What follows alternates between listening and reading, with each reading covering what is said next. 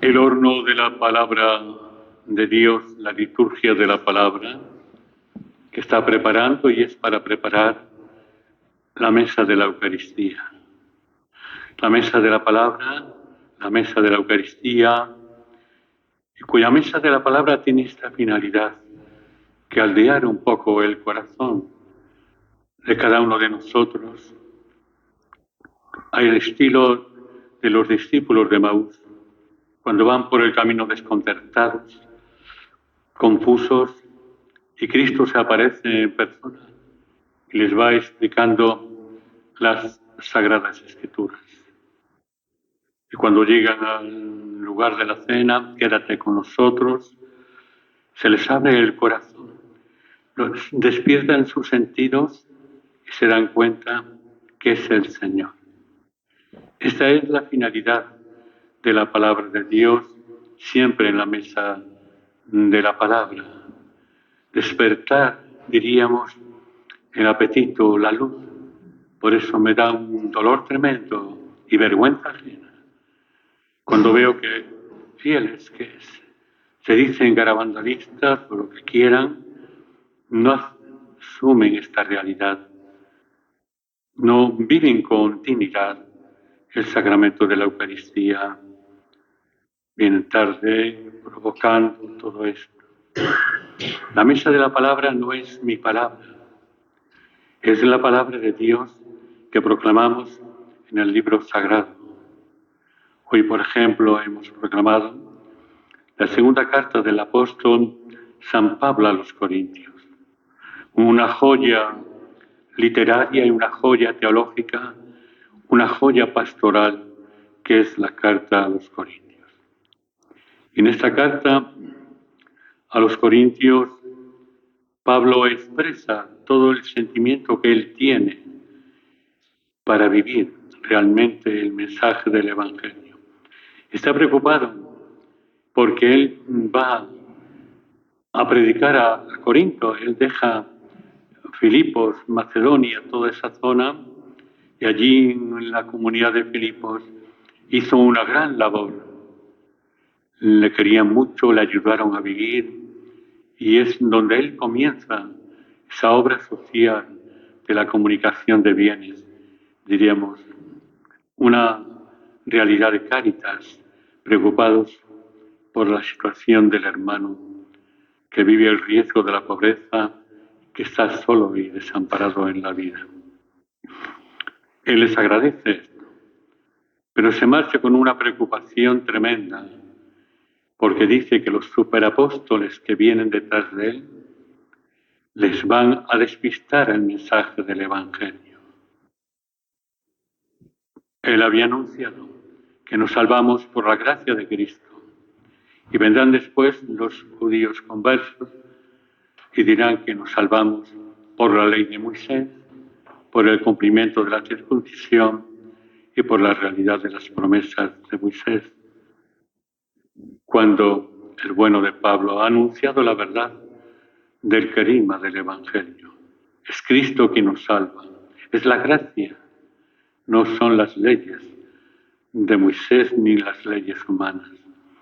Esa es la realidad que vivimos tal vez en nuestras comunidades a veces o en la Iglesia. Cada obispo, cada cardenal, cada pastor de la Iglesia a veces empuñamos en una dirección contraria. Y este grupo religioso de la Iglesia, por ejemplo, cualquier asociación religiosa, adorna el Evangelio, la palabra de Dios, de una forma. Distorsionamos, tal vez equivocamos la palabra de Dios. Y creo que es un momento serio para darnos cuenta de no dejarnos embaucar por los superapóstoles que dice Pablo, esto está en boca de Pablo, que nos vengan a equivocar el camino de la salvación, y no digamos la figura de la Virgen, la buena señora. ¿Cuántas cosas decimos sobre ella que no coinciden con la veracidad de la figura de la Virgen María, nuestra Madre. Por eso creo que esta lectura de San Pablo a los Corintios, donde él va recordando todo el amor de la comunidad de Filipos que tienen hacia él, cómo le han ayudado, cómo le han querido. Y cuando se da cuenta de la realidad, siento un gran dolor porque vendrán superapóstoles a anunciaros un evangelio distinto. Y este es en riesgo hoy de una sociedad con redes sociales, con estas realidades de tipo religioso también, que cada uno queremos barrer para nuestro patio. Pero tal vez no respetamos la palabra de Dios, que es la palabra que nos sana y nos cura. Y esta es la realidad que nosotros creo que en este momento tenemos que afrontar en nuestra vida. Saber estar en este momento de la historia y de la Iglesia con una gran serenidad, con una gran fuerza de nuestra vida para saber que tenemos una misión, es abrazar el Evangelio de Jesús. Y además, concretamente, María es el Evangelio vivo de Cristo, es María. Y tenemos que abrazar toda la figura de María dentro de la estructura de la palabra de Dios y de la figura de la Iglesia. No podemos hacer una religión, una palabra a mi capricho, los versículos que yo quiero. No podemos, queridos fieles. Es doloroso, por ejemplo, que en este lugar de Garabandal, donde realmente tendría que ser un espacio de conversión, un espacio de serenidad, un espacio de purificación del alma, se convierta en un lugar donde tal vez el demonio tiene mucho que actuar y es un reto en nuestra vida acordarnos de esta realidad que nos toca vivir. Por esto, hermanos, yo os animo a la luz de San Pablo. Pablo incluso les dice que él no ha trabajado por dinero, que nunca les ha herido el bolsillo, que él ha dado gratis lo que ha recibido gratis. Y esta debe ser la figura de todo pastor y de la Iglesia, una Iglesia en salida, la Iglesia de los pobres, la Iglesia de la misericordia, como la llamaba el Papa Francisco. Esta es la que tiene que ser la Iglesia. Y no hace falta que nos santigüemos, porque realmente a la hora de enumerar al Papa Francisco fue un Papa más. Yo me santiguo por segunda vez. Esto no me impide acercarme a comulgar. Tenemos que amar a la Iglesia. Esa madre que a veces pues está dolorida por problemas que tiene en su vida, en sus hijos, pero no deja de ser la madre de todos los hijos. No es la realidad. Y en la Iglesia es lo mismo. Es una comunidad de hermanos que no podemos desfigurar. La palabra, el Evangelio, los superapóstoles, toda esta gente que va de dandis por la vida evangélicos, no. Tenemos que ser anunciadores, predicadores de la palabra, pero además con una vivencia interior y además con una realidad que os decía ayer, yo creo. Quitarnos las máscaras, yo el primero, y plantearme seriamente si de verdad creo esto que les digo a ustedes. Y mucha gente cuando venimos a comulgar en todo esto, ¿de verdad queréis este Jesús? ¿Le amáis? ¿Le amamos? ¿O es para nosotros una pieza más de una religiosidad desencarnada de la verdad del Evangelio, desencarnada de Cristo? Creo que hoy es un momento serio, en este momento de la historia, en esta Iglesia que vive un poco desnortada por tantos frentes que se abren, de superapóstoles que están en las guaridas celebrando tal vez la Eucaristía, que no pueden privar todo esto. Y creo que Carabantal, les he dicho muchas veces, tiene que ser un lugar de conversión de nuestra vida personal, conversión del alma. Y saber que estas palabras que hemos proclamado de la carta segunda de San Pablo a los Corintios, que es una joya literaria, como os dije, una joya teológica y una joya pastoral, nos habla la preocupación que tiene Pablo, de cómo la gente, los superapóstoles, toda esta movida, van a desorientar todo lo que él ha sembrado, que es la salvación de Cristo al hombre. Que Cristo nos ha salvado desde una cruz, pero desde un sepulcro vacío, con su muerte y resurrección. Y el Evangelio que hemos proclamado es muy fácil, diríamos. Cuando hemos dicho antes, somos hijos de adopción de este Dios Padre que nos dio Cristo en adopción en la cruz y nos dio también en adopción por todos nuestros pecados. Y tenemos la oración hoy, el Evangelio según San Mateo, en el cual San Mateo dice: cuando recéis, no uséis muchas palabras, como los gentiles, que se imaginan que por hablar mucho les harán caso.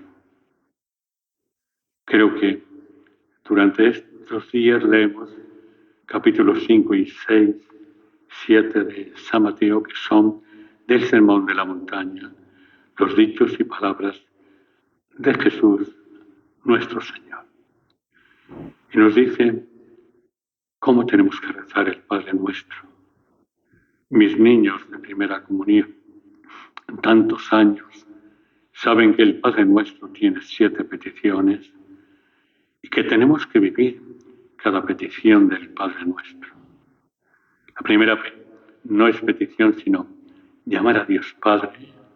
Es la joya más grande de una humanidad, de un creyente. Y se le pide que santificado sea tu nombre. Santificamos el nombre de Dios. O estamos utilizando a veces el nombre de Dios con una pátina de espiritualidad falsa, una apariencia, o realmente estamos santificando el nombre de Dios con una vida auténticamente cristiana. Venga a nosotros tu reino. Otra petición. Deseamos que venga el reino de Dios. No estamos aquí para ganar en urgencia, estamos deseando ese reino que nos traerá la paz, nos traerá la salvación, donde podremos contemplar y ver a Dios como la transfiguración cara a cara, tal cual es. Hágase tu voluntad en la tierra como en el cielo. Estamos dispuestos siempre a hacer la voluntad, como María, he aquí la esclava del Señor, como Cristo en el huerto de Getsemaní, pero no se haga mi voluntad, sino la tuya. Danos hoy nuestro pan de cada día. Pedir el pan de cada día es pedir la paz. No podemos comer el pan en guerra con las servilletas del odio de unos y de otros. No podemos estar en la Eucaristía, queridos fieles, con una servilleta manchada de odio, de soberbia, de hipocresía. No, tenemos que estar en la Eucaristía con una docilidad al Espíritu Santo, abiertos al mensaje de Dios. Y por ese motivo, el pan de la Eucaristía no podemos comerlo entre riñas y puñetazos, en conflictos y tensiones. Tenemos que comerlo en paz, Recibir a Cristo en la Eucaristía es recibirlo en paz. Perdona nuestras ofensas. Le pedimos perdón a Dios de nuestras ofensas, de aquello que hemos hecho mal en la vida. Cada Eucaristía es un reclamo al arrepentimiento, al comienzo de la celebración de la Eucaristía, cuando toda la asamblea reunida pide perdón al Señor de sus faltas. ¡Qué bello! Pero toda. No venimos por el camino pidiendo perdón, no. Estamos aquí, en asamblea, en una gran familia que se centra en la mesa del Señor. Como nosotros dice, también perdonamos. Es un reclamo. Perdonamos con facilidad. Estamos siempre hirientes y siempre soberbios, o al revés. Tenemos un corazón para mirar por alto la ofensa del hermano. Por eso dice, como también nosotros perdonamos a los que nos ofenden. Y una de las peticiones, no nos dejes caer en la tentación. Que en este momento que vivimos, que el Señor no nos deje caer en la tentación de esos superapóstoles que decíamos en la carta de San Pablo, no nos deje caer en la tentación de ser los mejores, de yo impongo, yo digo, en la tentación de cubrir con una apariencia, una pátina, una realidad que oculta la verdad de mi vida y de mi corazón. Y líbranos del mal. Que nos libre del mal de este momento serio de la historia, pero que nos libre del mal con la realidad de todas nuestras fuerzas para desterrar al demonio, el mal, en nuestra vida. Y dice así al final, porque si perdonáis a los hombres sus ofensas, también Dios os perdonará. Es la oración del Padre Nuestro que a veces mascullamos deprisa y corriendo, pero que en el fondo es una oración clave en nuestra vida personal. De pie.